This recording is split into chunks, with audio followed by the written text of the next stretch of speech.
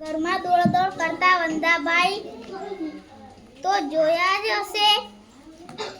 એમના માથે બે લાંબી મૂછો જોઈ જ છે.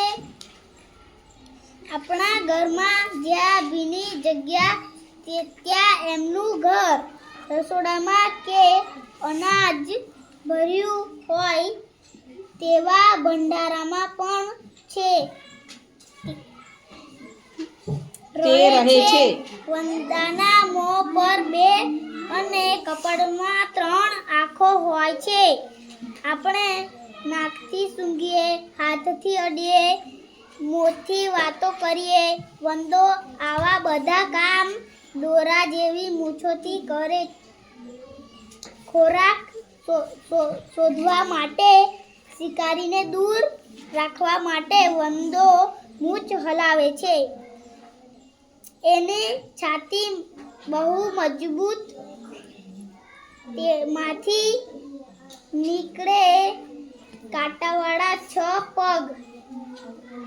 પક્ષીની જેમ એમને પાંખો ખરી, પણ તે બહુ ઉડી ન શકે. વંદો દોડવામાં બહુ ઝડપી રેસમાં આપણને હરાવી દે. પણ જો એ ઊંધો પડી જાય તો જાતે સીધો ન થઈ શકે. ઘરમાં રહે એટલે બીમારી ફેલાવી શકે છે. જોકે તે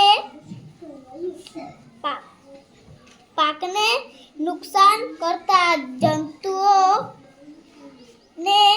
ખાઈ જાય છે ને તે કચરો ખાઈ જાય છે. આમ પર્યાવરણને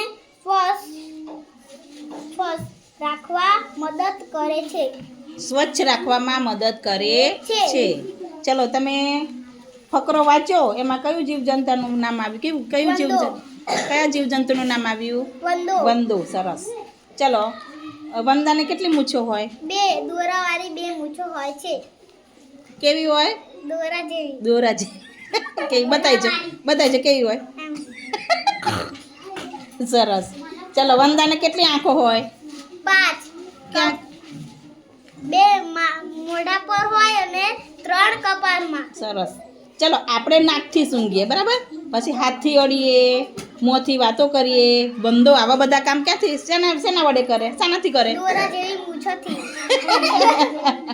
ચલો, ખોરાક શોધવા માટે, શિકારીને દૂર રાખવા માટે વંદો શું કરે? મૂછ હલાવે. Very good. વંદાની છાતી કેવી હોય? મજબૂત. એમાંથી શું નીકળે? 6 કાંટાવાળા પગ. Very good. વંદાની પાંખો હોય? હા, પણ તે ઉડી શકતો નથી. સરસ. વંદાને કેટલા પગ હોય? 6 કાંટાવાળા. ઘરમાં વંદો રહે તો શું થાય? બીમારી ફેલાવે. હા. પર્યાવરણને સ્વચ્છ રાખવામાં વંદો મદદ કરે? હા. કઈ રીતે? જીવજંતુ બધા ખાઈ જાય.